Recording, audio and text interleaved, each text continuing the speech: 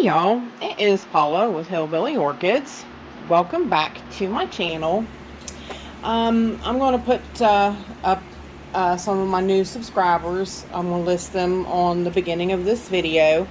I really appreciate y'all for coming over and subscribing. I really do. Like, everybody's been so great. Like, you know, like I've been getting some feedbacks from some folks saying, you know, oh, I really like Paula. She's really sweet. She's really down to earth. You know, just awesome, you guys. I mean, it just really warms my heart that, you know, that y'all, you know, really care about me like that, and that you respect, you know, what I'm doing, and you know, want to ask me for help and everything. I mean, I just think, you know, I'm old Paula over here, you know. I just don't, you know, I don't think I'm nothing special. I'm just, you know, hanging out doing my orchids and hanging out with some great people. I mean, you guys are the bomb, man. I mean, you guys really have came through. Like, the support I have gotten from you guys is just phenomenal. So I can't thank all of you enough. I mean, my new subscribers, my old subscribers, everybody, and like everybody in this little orchid community has just been fantastic. But basically, I've been trying to put this video together for a little bit. I'm nervous about repotting this little girl. This is my which I didn't realize that either. Me and Nina was talking about this plant. She calls it her Bloom and Shiny Eye, and that is an accepted name. Of course, when I bought it, it's listed under Laelia cardami. So I'm nervous about unpotting this little girl. She's doing pretty fantastic though, ever since I got her. This algae in this little pot just kills me. I can't take it. And she's in moss, and I can't take that either. I just can't do moss. But as you see, she's doing fabulous. That brand new growth right there. All three of these right here, this one, and this one, all three brand new growths this year. So, I mean, she's doing fantastic, and she's got, obviously, you know, new roots coming out on these new growths. So, it's now or never. So, and like I said, I just can't stand to touch her, even. I mean, it's just like, really? So, basically, I sat here and I picked out and chopped up some really fine husk. And I had thought about it. My sponsor, the Orchid Supply Store, this is basically a video I'm doing for him today, for Ken and Scott, because he actually sent me some loose tree fern. So I'm excited to try potting up some seedlings in that. So I really want to give that a try, but I'm not sure I want to use it on her. On this Laelia cardami. So basically, I pulled out husk, my treated husk. This is treated with, like I said, how I do my husk. It's treated with the dang fungus gnat. They're everywhere. It's treated with the at the end with 400 parts per million calcium nitrate, or calcium nitrate. Yeah, you can do calcium nitrate, or you can do Cal Mag. So it's treated with that in the end, so that soaks up and stays in that husk, so that the calcium and magnesium is at that plant's beck and call all the time. So that's, you know, that's what I wanted. I want her in that for now, because I really want that to be there for her. I'm also gonna throw in some of my oyster shell. Basically, these little guys are found to be growing on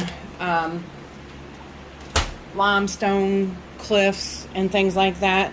So, which also I have gotten limestone from my road and washed it really, really good. So I do have some of that's going to be mixed in there as well. So it's going to be drainy, but yet they like moisture. Does that make sense? So that's why she's kind of in the in her pot. That's why she's in the moss, because she does like moisture. And I think I do want a little bit of charcoal, just because charcoal keeps everything clean. It takes the impurities out of everything, and it's just good for the overall plant. So I'm going to do that. And I don't know, I'm iffy. I'd like to maybe add a tiny touch of tree fern in that mix. Like I said, I want it to stay kind of moist, but then it needs the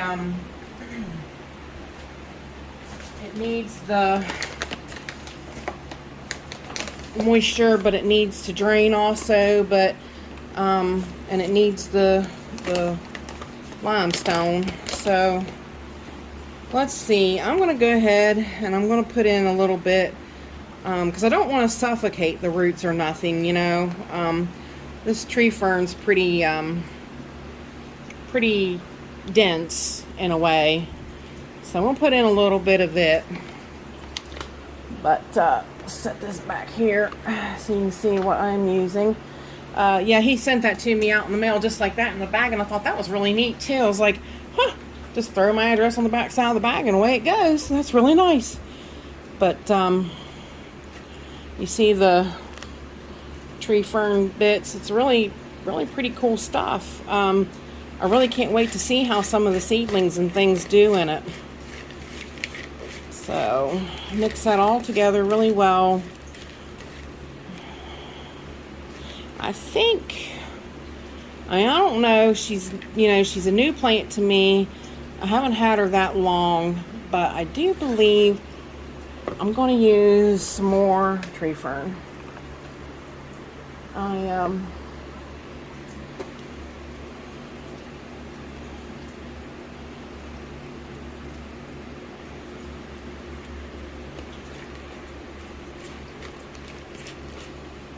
think I want her to be a little, like I said, I do want to keep her moist. Actually, on the HDO website, Kelly says that they really love water. So, like I said, I do want to keep her moist. So let's go with that. I think that looks really good. What do y'all think? Wish we could do this live. Get live feedback from y'all. Maybe a few more rocks in the mix. I'm going to mix up a lot more than what I need, and then I'm going to be like, well, what do I do with the rest of this stuff? It'll wind up getting thrown in something somewhere. I got my phals back there soaking. This one here, I decided to go ahead, since it was having those issues of like, weirdness. Like, I don't know what brought that on. It just came up all of a sudden.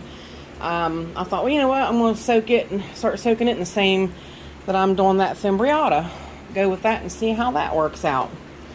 So now, fingers crossed here, you guys. Like I said, I'm nervous about taking her out of here. She's done pretty well. She's been here for a while, and she's definitely acclimated to my environment. So these little miniatures, they scare me. I got big clawed hoppy fingers. I don't need to be see, it had a big old hole on the bottom. A big hole on the bottom of them. Yeah, I don't need to be. Oh, it's all completely moss, so this will be definitely different for her. Maybe I should make her a little bit more moist then, since she's coming out of. I don't want to shock her too much and put her directly into dry stuff,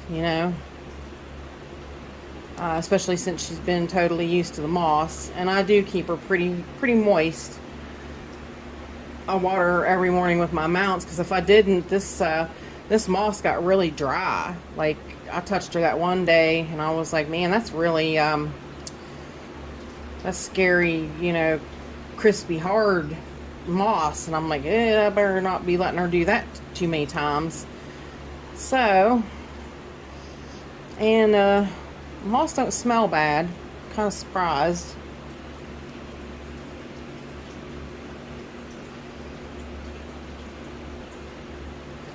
But definitely with the new roots coming, this was time to get into this and do it. So,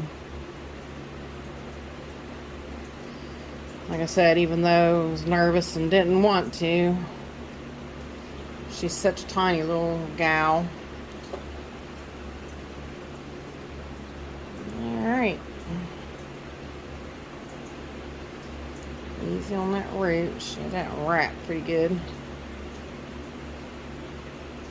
That one's growed too, that. So tell you what I'm going to do, y'all. I'm going to stop the video for a minute. I'm going to go rinse her under the sink, and I'll be right back. Okay, y'all, we are back. That was a little harder than I anticipated it going to be.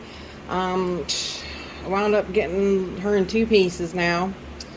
A little upset about that, but she had quite a few dead pseudobulbs, so I wanted to make sure those were out of there.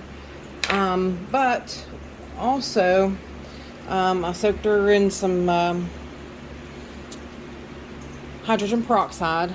But this is the one piece that I told you on the end there that you could see was starting a new growth, and it's got 2 new roots. So and then look right there beside of it, if you can see it. Let me see. It's so tiny. Right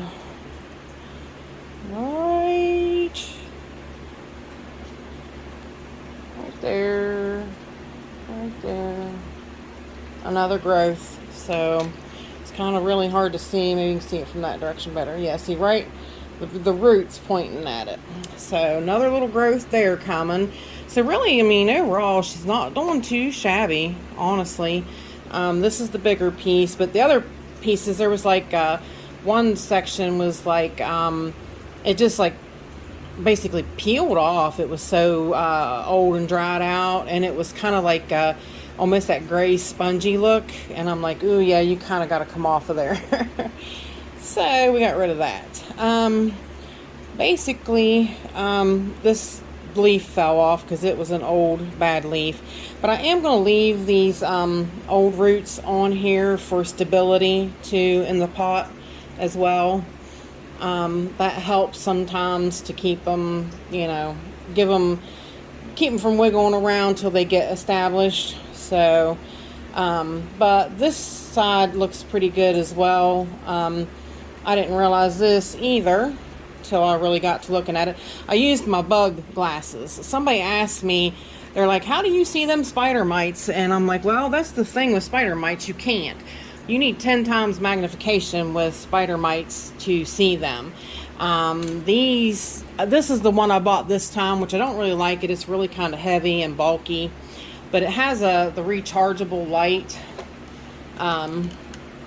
that you can charge, and it's got 2 different heights in it, so you can see. But I do like them. You really, in this, you know, in orchids, you just kind of need it because you never know. You know, I mean, that gives you an edge about looking at a leaf when something's going on with it, but you're not real sure. And you know, maybe you're like me, you're a little more blind than you think you are. So you get those out and you look and you're like, oh, okay, I see what's going on now. So then you can actually take care of it.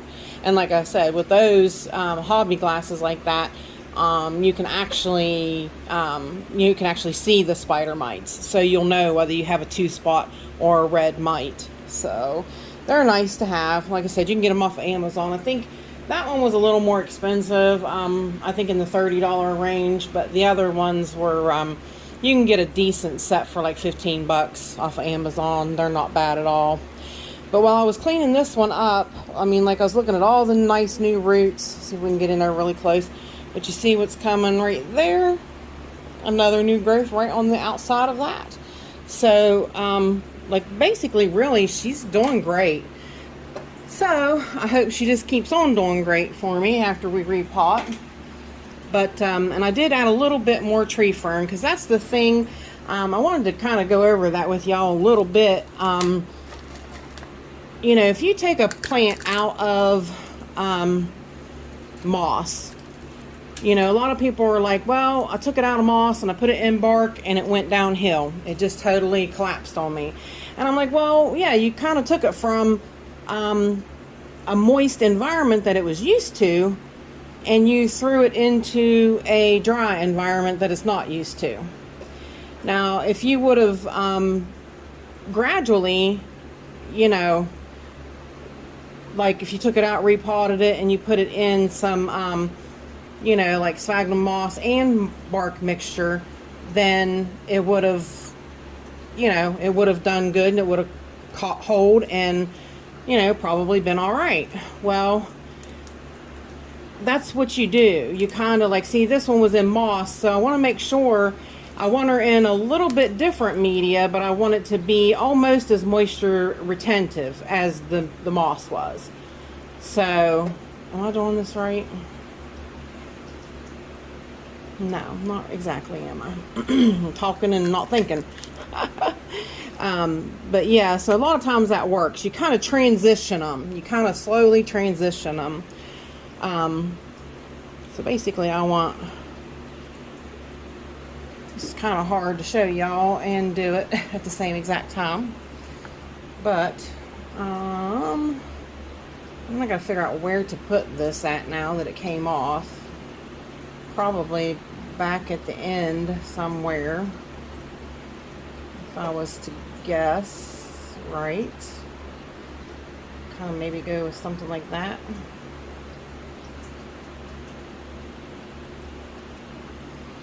So, but I do basically want it in the center.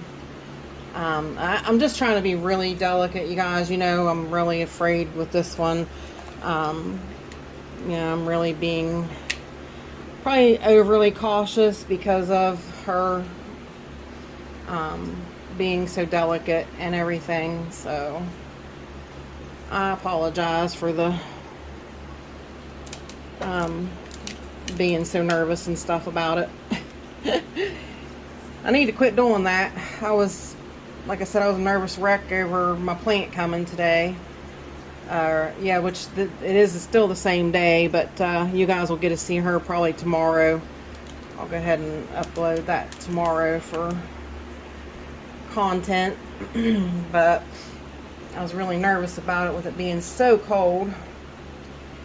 So I'll tell you what, you guys, I'm going to pause and we'll be back and I'll show you the end because it's being a little difficult. So give me 1 second. Okay, guys, and we are back, and I apologize for that, but I'll tell you what, that was a lot more difficult than I ever anticipated it would be. But there's the finished result. I had to put my lighted glasses back on. I had to really delicately poke that media down in there where it should go and whatnot, and I'll tell you, it was definitely more of a chore than I anticipated. So, but there she is. So now with fingers crossed, she should hopefully from here just continue to grow good.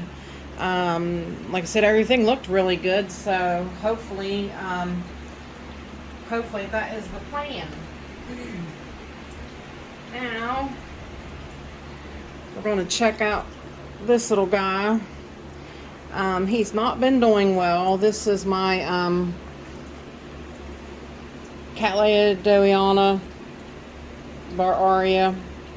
7/14 of 21 was when I got this little guy. I do not know why he's fussing with me so hard. I've chopped up coconut husk and put him in it. As you can see, very small coconut husk. So, and it's just not done well with it. I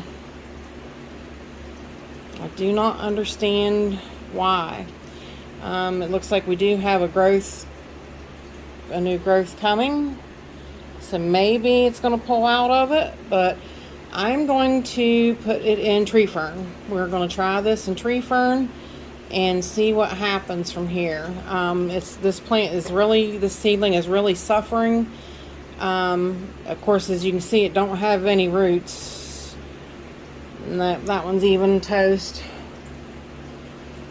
I thought maybe, feels very smushy to me. Yeah, I think that's the whole issue. I don't think any of those roots are viable. So I need to get that some moisture to some degree and see if we can't get it back around. So hang on for 1 minute, y'all, and I will be right back. Alrighty, I apologize about that. We are back. It's late in the evening, so I gotta get this done because it's almost lights out. Michael McCarthy yelled at me anyways because I ain't changed my lights. He'd be like, you shouldn't be in there doing that anyway. It's already should have been lights out a long time ago.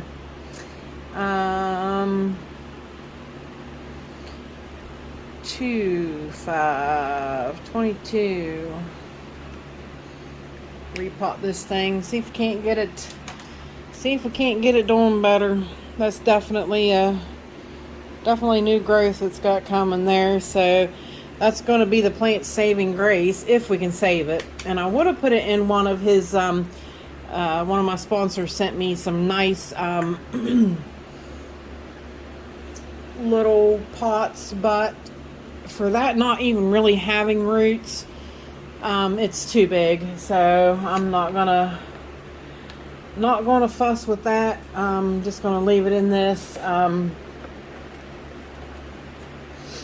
and we'll pot it up in tree fern. Some of the bits are a bit big, so you have to kind of pick out the bigger pieces for the little pots.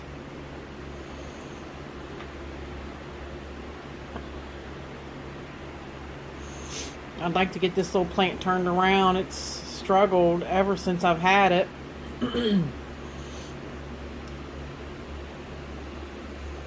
See if we can, this root ain't no good, but get it to go down in the pot so that it has some stabilizing effect there.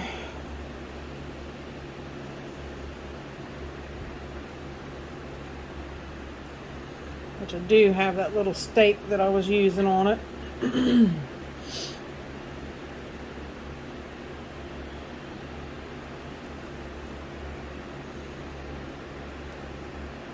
Might have to use it again because that wasn't a whole lot of roots to hang on to anything in this pot. It is that's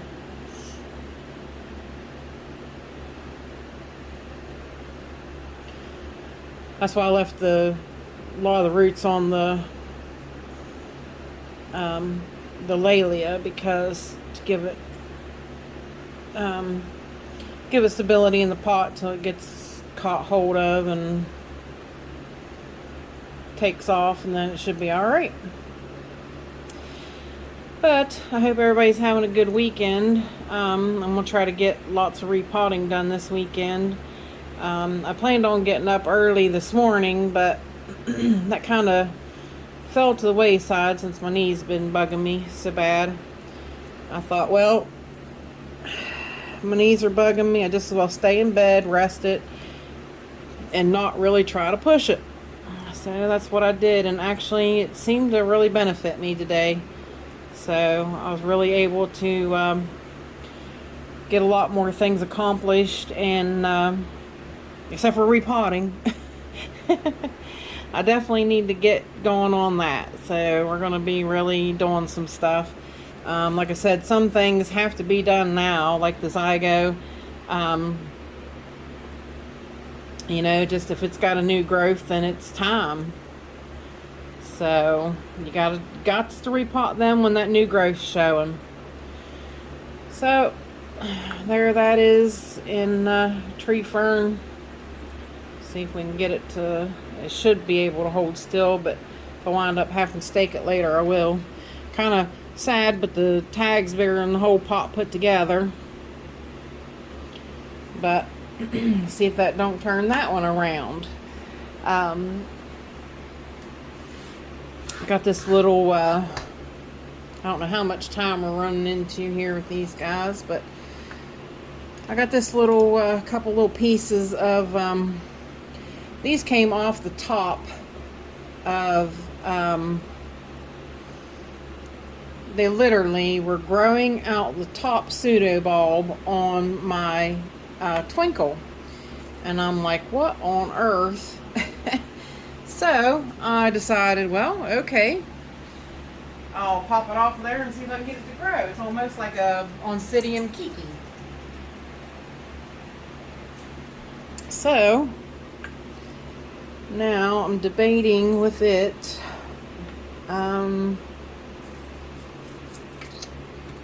Should I? It's a little bit bigger. So maybe we'll go with these nice little pots from my sponsor at the Orchid Supply Store. These are excellent little seedling pots, y'all. Excellent. I do believe that's what I'm going to do. I'm going to go with this for... Oh, there goes one light out. Gotta hurry. Gotta get this done.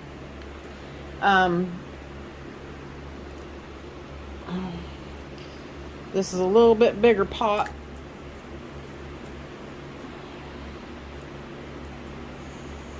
So it might not be, so you don't have to have super tiny pieces of it to go in there. This twinkle should do pretty decent, actually, on that tree fern, I'm hoping.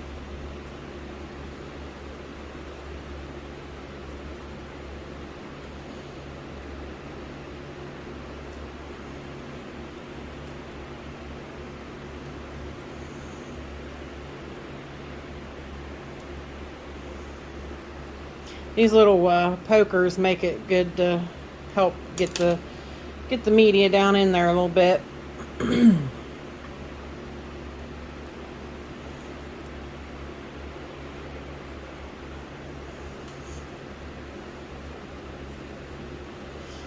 don't know, so far it seems like I don't, the tree fern, I like working with it. It's pretty good, it's easy to work with. It's not, it's the first time I've ever used it. So I can honestly say it's, yeah, I like working with it. And it does have that moist feel, so I think the plants will definitely appreciate it and do well in it. Well, we're going to find out though, ain't we? So there is the little twinkle potted up. I'll need to make her a tag. I'm sure I won't forget what she is, but I'll need to make her a tag so I don't forget. But there you go, y'all. Give these, I'm going to do a few more of them in tree fern, and we'll kind of keep an eye on them like through the weekend walk-arounds and stuff, and see how they do in tree fern. So with that said, thanks for hanging out with me, y'all, and bye for now till we meet again, y'all.